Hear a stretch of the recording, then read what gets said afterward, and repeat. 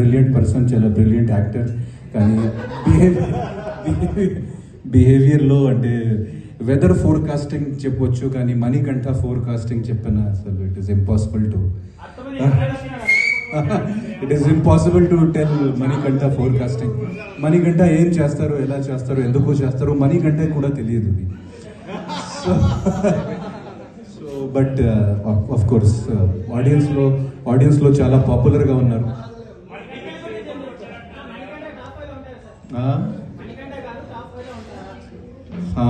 నేను అనుకున్న ప్రకారంగా audience is liking Manikanta lot and డెఫినెట్గా I think he will go in top 5.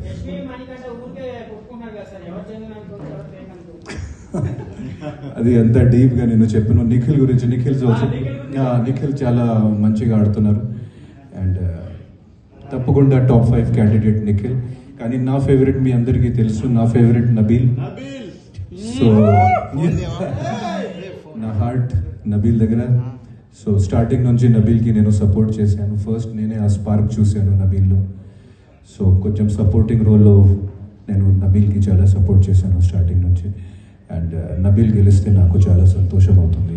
100% ఒక డిజర్వింగ్ క్యాండిడేట్, ఒక మంచి person, genuine person, hard worker, చాలా మల్టీ టాలెంటెడ్ పర్సన్ కూడా.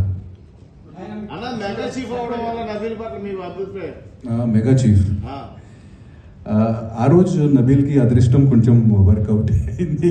He was very lucky. Prithvi కొంచెం అన్లక్కీ. బట్ నేను చాలా హ్యాపీ ఫీల్ అయ్యాను.